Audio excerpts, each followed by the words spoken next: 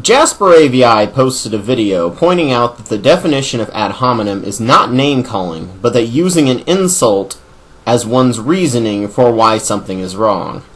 I knew this a while ago, but considering how much ad hominem is used, just like with the word theory, it's sorta kinda picked up a more colloquial meaning on YouTube specifically. It's just something that people forget because it's used so often.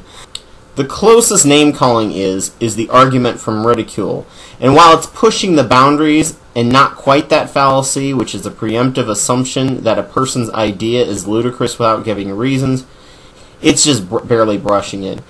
Had that been Theo Warner's entire video, it would have been an argument from ridicule. I looked through all the logical fallacies, and not one used the preemptive insult to set the tone of a person's argument as a logical fallacy. However, the essentials of PR and advertising is to say things that may not be a logical fallacy themselves, but using psychology will encourage people who are not aware of logical fallacies and have not trained themselves to avoid them to make their own logical fallacies. It's called framing. I know it's studied in some branches of sociology. If you can frame the debate, then it ensures that you can argue points you want and ignore other points that might also be very relevant. If you start out advertising an insult toward your opponent, it emotionally causes the viewer to be biased against that other person. It isn't a logical fallacy in and of itself, but it is disingenuous.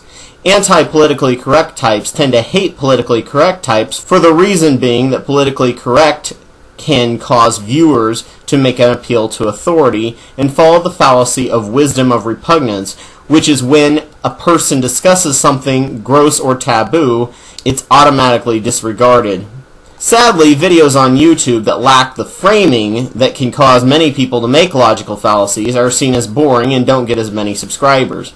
Many of my videos are like this because I do not want to cause people's biases to get in the way of reason, and it can sometimes bore people to tears and make them unsub.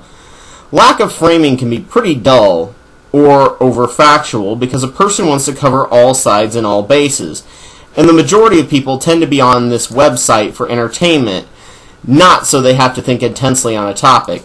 That's obviously not true about most of my subscribers, or you guys would have been bored long ago.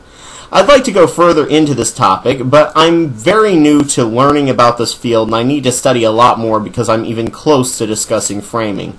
If anyone knows a channel teaching this, please let me know, and I will post in the bottom bar and probably further videos. Okay, now I gotta add more evidence to the drama of 2 videos ago, because otherwise I would be dishonest and disingenuous if I didn't add this. I want to be done with the drama, and I don't care anymore. First off, a viewer sent me a little-known part of the drama surrounding Watson and why Dawkins lashed out in the way that seemed irrational, unprovoked, and out of nowhere. There's a link in the bottom bar discussing a blame, name, and shame stunt Watson did in a room full of people with a blogger named Stephanie McGraw. Watson showed McGraw's website in the lecture, saying that people won't defend her and therefore are anti-woman. I was actually with Watson on the elevator issue, but the person who alerted me to this said that McGraw and Dawkins are friends, which would explain his tainted view toward Watson, and the drama had been building for weeks. Just wanted to give a more balanced approach since I lambasted Dawkins in my last video. If this accusation and connection are true, I can completely understand his response quite a bit more. Lastly, a few viewers discussed some studies on a branch of psychology called behaviorism, specifically in babies I was not well studied on, discussing studies about babies and how they reacted to things happening. There may be a case for theism in babies, just like with children.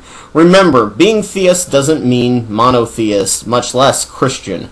Children are more like polytheists, as adults are like their pantheon, with flaws but in many ways perfect.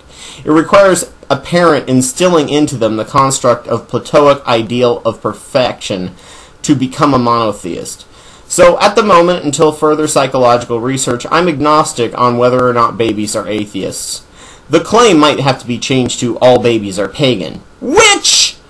This concludes my final commentary on this drama, unless something else pops up and I would be completely dishonest if I didn't rebut it or add information to my prior claims. Other than that, I'm staying out of YouTube drama. This is stupid. Anyway, have a good day.